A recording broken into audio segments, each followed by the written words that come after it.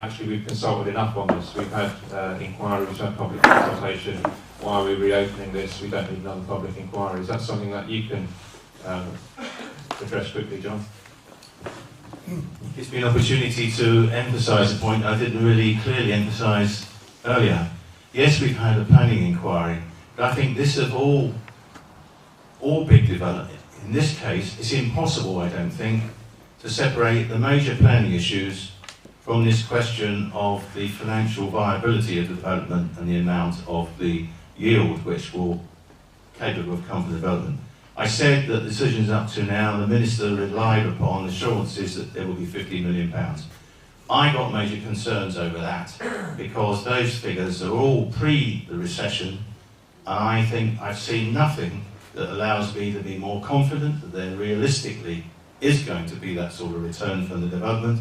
And I think for the Minister to say that the site is only worth 15 million on the basis of the consents already there has added to that concern. Because the value of the site is related to its use, or what planning use is there. And if it's said, well, it's only worth 15, that adds to my concerns. So my point about planning inquiry, it would update the work that was done earlier. It was done pre-recession, it was done 8 years ago, and I think that it's important to do that, particularly unless there's any evidence that's going to come forward. There is immediate market demand and there is a rush. I don't see a rush. We've got 2 consents already. Why rush the 3rd? Why can't we check this out? You know, can we see that? You know, a meeting like this is excellent. So well done, Monty, and well done, Alan, and well done for being here, 3 States members. Thank you. But that it does need a professionally based planning inquiry with all the right mechanics to get to the bottom of this issue. It's a complex, difficult issue. You can't separate, I don't think, planning issues from these other issues. It's not possible. And emotions are high because people passionately care about St Helier. I'm sure we'll hear from the Constable who will tell us, well, we're going to be getting millions which St Helier needs. Of course St Helier needs it, but are we confident? Can we really be sure? Okay, thanks. And Minister, if I can just put one question to you. The devil's in the detail. I think you've done your job in obviously putting the government and the SOJDC point forward. In terms of the pre-lets, there's a charge that's been levelled at SOJDC and at ministers saying that the goalposts have changed so that there were a certain percentage of pre-lets that were required in the first place. Can you tell us actually what the figures are in terms of the pre-lets, the agreements that need to be signed before any building can go ahead?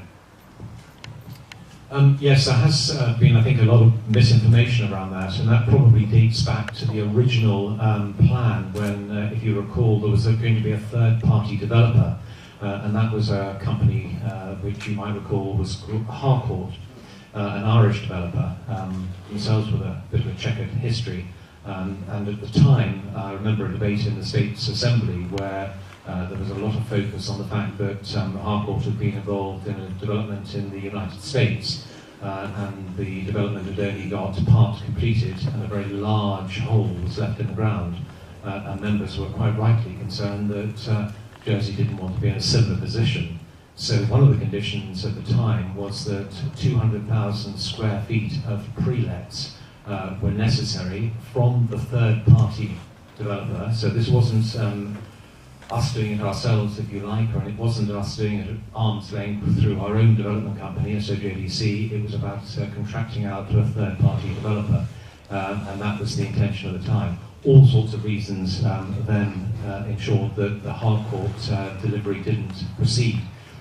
Since then, the de-risking element I referred to in my opening comments were really, or are really, the most relevant, and that is, it's been decided, quite rightly I believe, to undertake the development on a block-by-block basis, and from a pre-let point of view, it's necessary to ensure that the cost of the construction of the building is covered, so you need to have legally binding agreements in place to ensure that we're satisfied that the cost of the building is covered, and that's where we are currently at the moment. So that's the differential between where we were originally with the third-party developer, Harcourt, which was looking at 200,000 square feet across the entire development, and that was third-party, not doing it ourselves. We had a percentage of that block.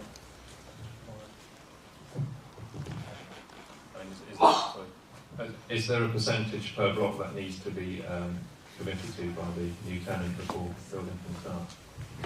No, it will depend on the individual negotiated terms. It's about covering the cost of the construction and de-risking as much as one possibly can. Let's be clear about this. There is risk.